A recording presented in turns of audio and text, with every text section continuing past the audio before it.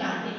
जब आचार्य पूज्यपाद स्वामी होंगे उस समय तो पत्र व्यवहार चलता था, फोन तो उस समय नहीं होते थे, तो पत्र व्यवहार चल रहा है, घर से सब बुला रहे हैं, लेकिन उसने कह दिया है कि मैं अब गुरु के पास ज्ञान प्राप्त कर रहा हूँ, मैं घर में अब वापिस नहीं आऊँ। ऐसी दृढ़ श्रद्धा उसको हो गई गुरु के चरणों के प्रति। आप लोगों को किसी को भी नहीं, लेकिन वो एक महान भव्य जीव था, पहले कलिंजरा में, फिर यहाँ से चला गया और उसने अपना कल्याण कर दिया, ऐसा भव्य जीव। तो वह गुरु के पास में उसने घर में अपनी पत्नी को भी कह दिया है कि मैं तो अब धर्म का ज्ञान प्राप्त करूंगा, और बच्चों से भी कह दिया है कि बार बार मुझे पत्र के द्वारा व्यक्तियों को भेज करके किसी भी प्रकार से मुझे सूचना आदि मत दो, मैं तो अब धर्म का ज्ञान का प्राप्त कर रहा हूँ, मेरा गुरु चरणों में मन लग गया है, मैं तो अब संग में रहकर ज्ञान और अध्ययन करूंगा। उसे वैराग्य तो हो गया है, लेकिन अभी दीक्षा के भाव नहीं बने। वह सोच रहा है पहले ज्ञान प्राप्त कर लूं, पहले जान लूं यह जो आत्मा है वह क्या है, साधु कैसे होते हैं, कैसे प्रवृत्ति करते, पहले सब कुछ जान लूं, उसके बाद फिर मैं धीरे धीरे आगे बढ़ूंगा। लेकिन इतना तो तय है कि घर परिवार में, पुत्र में, पोते में कुछ भी सार जीवन का नहीं। आपको सार लगता है, इसीलिए आप घर में रहते। जिसको सार नहीं लगता वह फिर जब जिम्मेदारियां पूरी हो जाती है तो फिर घर में नहीं रहता।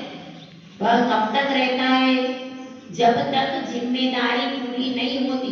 आपकी जिम्मेदारी कितनी है, आपके बच्चों का आप अच्छी कुलीन कन्या के साथ में विधिवत जैन संस्कार के साथ में उसका विवाह करो। विवाह के बाद आपकी कोई जिम्मेदारी नहीं है, वो तो आप व्यर्थ में पोता पोती करते, वो व्यर्थ आपकी जिम्मेदारी नहीं है। उसके बाद सर्वोत्तम तो यह है किसी भी संघ को चुनो, संघ में रहकर अपना ज्ञान और अध्ययन बढ़ाओ, और संघ में रहकर के आहार दान, जो भी आपके पास लक्ष्मी है उस लक्ष्मी को संघ में, जो चतुर्विध संघ है उसके आहार औषध अभय दान में उसको उपयोग करो। और जो तीर्थ क्षेत्रों पर संघ जा रहा है तो तीर्थ क्षेत्रों में अपनी चंचला लक्ष्मी का उपयोग करो। यह है विधि विधान। और फिर क्या करो, अपने तपस्या करो, साधना करो, अभ्यास करो, संघ में रह करके ज्ञान और ध्यान का अभ्यास आपका पूरा हो जाए तो फिर संघ में दीक्षा लेकर के अपना कल्याण करो। यह विधान घर में, अस्पताल में मरने का विधान कहीं भी जिन शासन में नहीं आता। तो 4 आश्रम की बात कही गई है। कौन सा है पहला आश्रम? ब्रह्मचर्य आश्रम। उसमें जीव ब्रह्मचारी रहकर 25 साल तक विद्या का अध्ययन करना। उसके बाद गृहस्थ आश्रम 25 से 50 साल तक क्या हो गया? आपका सबका हो गया कि नहीं? अपना में गृहस्थ आश्रम कंप्लीट हो गया। उसके बाद है वानप्रस्थ आश्रम। वानप्रस्थ आश्रम में व्यक्ति पूरी जिम्मेदारियों को छोड़ करके और अपने घर में विरक्त चित्त से रहता है। आप सबका वानप्रस्थ आश्रम चल रहा है। अपनी पूरा मन पूजा में, दान में, इसमें लगाता है। और भी क्या करना चाहिए वानप्रस्थ आश्रम में? आपको संघ के साथ में रहना चाहिए। त्याग भले ही मत करो, लेकिन संघ में साथ में रह करके ज्ञान और अध्ययन, ये सब वानप्रस्थ आश्रम में होता। घर में रहता है और कुछ समय संघ में रहता है, संघ में आ गया, 1-2 महीने रुक गया, उसके बाद वापिस अपने घर पे चला गया, उसका घर का पूरा त्याग नहीं होता। उसके बाद क्या करता है? उसके बाद धीरे धीरे पूरी आसक्ति छोड़ करके फिर वह 11 प्रतिमाधारी या निर्जंत साधु बन जाता है। यह विधि, तो इस विधि का अनुसरण वह शिष्य कर रहा है जो कि बरसों पहले यहाँ से कहीं गया था गुरु के पास में, और अब वह कह रहा है मैं घर में नहीं आऊंगा। ठीक है, तो अब उसने गुरु से नया प्रश्न किया है। अब उसने 44वां प्रश्न क्या किया है कि ऐसा जो योगी इस प्रकार से बाहर की प्रवृत्ति नहीं करते हैं, उन योगियों को क्या फल मिलता है। योगियों का वर्णन चल रहा था अभी तक। जो योगी इस प्रकार की प्रवृत्ति करते हैं उनको क्या फल मिलता है। तो गुरुदेव बता रहे हैं कि इस प्रकार से ध्यान करने से, आत्मा में रमण करने से उन योगियों को क्या फल मिलता है। देखिए गाथा नंबर 44। अगच्छत् तद्विशेषाणां मनविज्ञस्य जायते, अज्ञात तद्विशेषस्तु बध्यते न विमुच्यते। अगच्छत् मतलब वह योगी एक ही स्थान पर एक आसन से बैठा है। अगच्छत् मतलब कहीं पर भी जा नहीं रहा। उसने संकल्प कर लिया है मैं तो अब इसी वृक्ष के नीचे या इसी कुटिया में, इसी गुफा में रहूंगा। ऐसा संकल्प कुछ समय का भी करते भाई। अब जैसे रात्रि में हम लोग योग निष्ठापन करते, मतलब रात्रि में हम इस परिसर जो भी आपका संत भवन है और संत भवन का भी जो कमरा है, उस कमरे को छोड़कर कमरे में भी जो हमारा जो चटाई आती है, आसन है, उस आसन को भी छोड़ करके हम अब कहीं बाहर, हमारा बाहर का सब त्याग है। इस प्रकार से उसी आसन तक हम सीमित हो जाते हैं। और रात्रि योग निष्ठापन प्रतिष्ठापन होता है, उसकी क्रिया होती। रात्रि में नियम किया जाता है, रात्रि में ज्यादा से ज्यादा आपका 1 नंबर 2 नंबर का स्थान जाना पड़े तो, वरना उसके अलावा किसी कोई साधु सोने के बाद सुबह ही जाते हैं, ऐसे भी साधु। तो वो क्या कर लेते हैं, उनको पूरा अभ्यास है कि भाई रात्रि में हमको किसी प्रकार की बाधा नहीं होगी, तो वह पूरा त्याग करके सिर्फ अपने आसन और चटाई प्रमाण भूमि को रखते, बस इसके अलावा मेरा सब त्याग। इसको कहते हैं रात्रि योग निष्ठापना विधि। रात्रि में मन वचन काय की प्रवृत्ति को बिल्कुल सीमित कर देते हैं। और जो और भी महान योगी हैं वो उतना परिसर लेकर के वहीं पर पद्मासन से, खड्गासन से रात भर साधनाएं, ऐसे कई साधु। आचार्य ऋषि विमल सागर महाराज जी रात्रि में करीब 8 से लेकर 11 तक हल्का सा विश्राम करते थे और 11:30 पौने 12 बजे उठ करके बैठे। अब क्या करेंगे, अब नहीं हुए, अब वह सुबह तक जाप, स्वाध्याय और ध्यान करें। यही क्रम अगर किसी ने देखा हो, तपस्वी सम्राट सन्मति सागर महाराज जी का भी था, और यही क्रम आचार्य महावीर कीर्ति महाराज जी का। तो ऐसे साधु जिनको हम जानते, और भी साधु हैं इनके अलावा भी, जो भी आचार्य सुनील सागर महाराज जी का भी रात में बैठ करके क्या करते हैं, जाप ध्यान करते हैं। आचार्य श्री सुंदर सागर महाराज जी नवरात्रि के दिनों में जो ये दशहरे के पहले आते, उसमें रात्रि भर वो मंत्रों की जापे करते हैं। कौन से मंत्र, अपने ही मंत्र, आदिनाथ भगवान के नमोकार मंत्र के, ऐसे तरह तरह के जो मंत्र होते हैं उनकी रात्रि भर जापे करते हैं।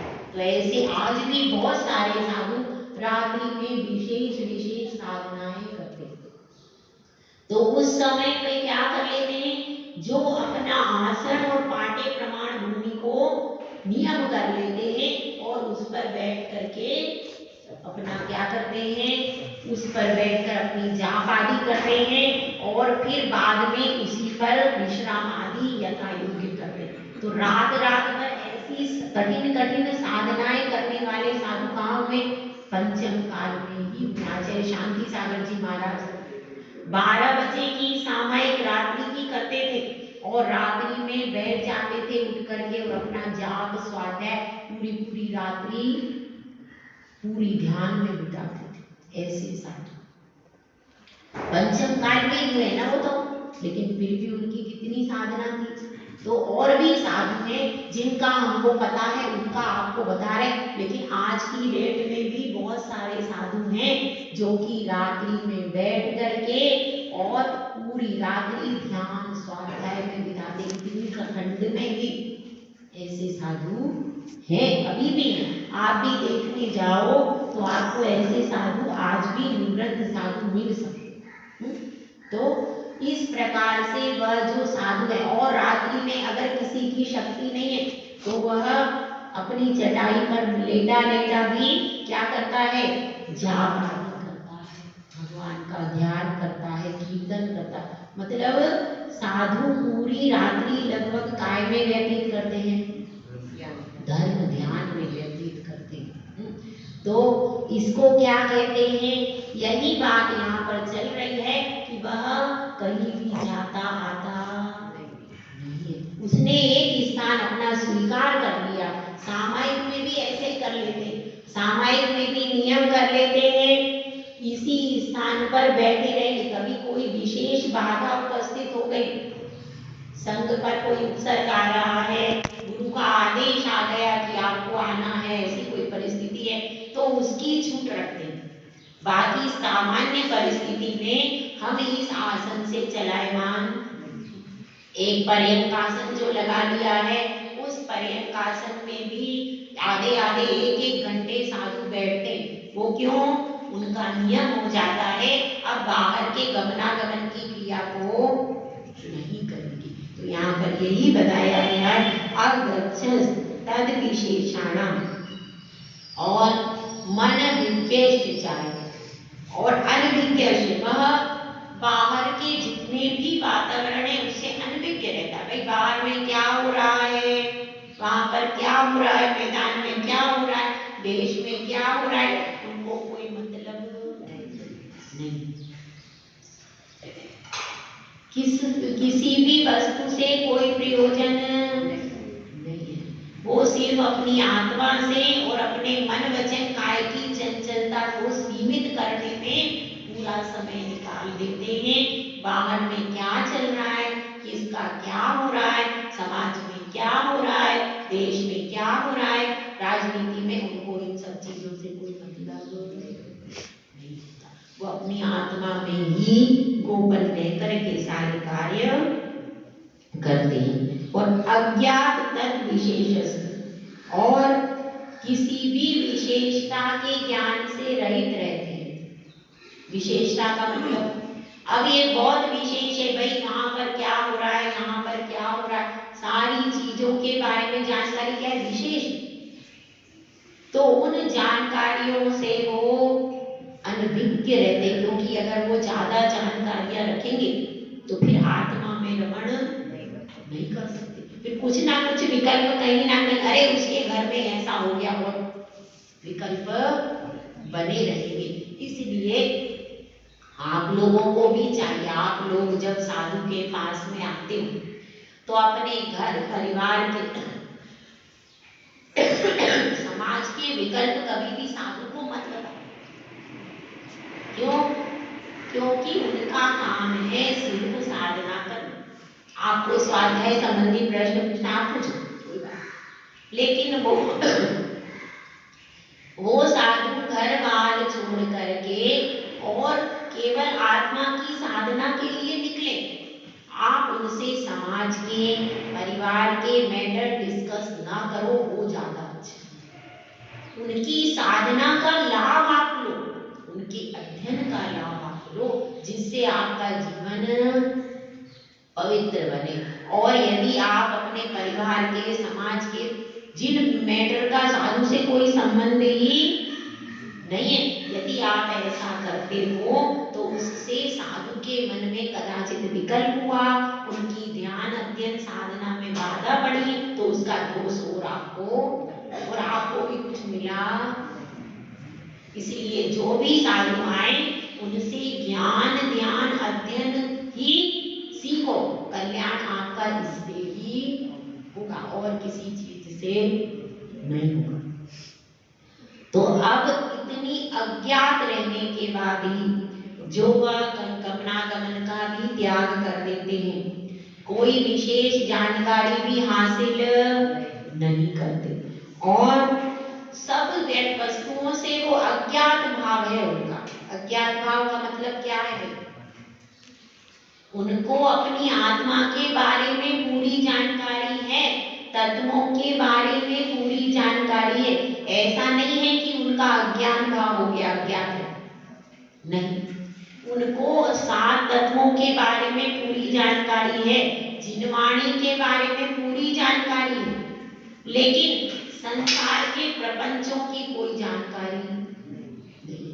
इसीलिए जब हमने दीक्षा ली थी तभी गुरुदेव ने कह दिया था न्यूज़पेपर नहीं पढ़ना।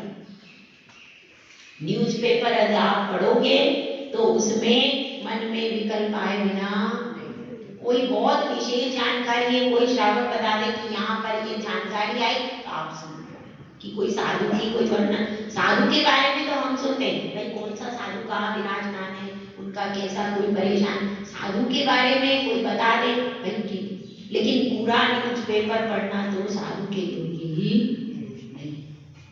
तो इसलिए जितनी हम जानकारियां एकत्रित करेंगे उतना ज्यादा विकल्प आए बिना नहीं रहेगा, तो वह संसार के प्रपंचों से अज्ञात रहते।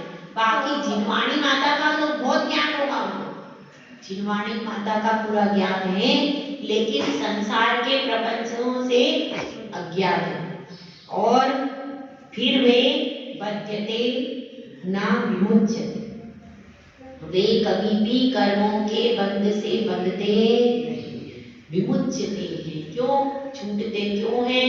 क्योंकि जिन चीजों से कर्मों का बंध होता है, परद्रव्य की चर्चा करने से, परद्रव्य की निंदा करने से और परद्रव्य में अपने मन को ले जाने से यह कर्मों का बंध होता है।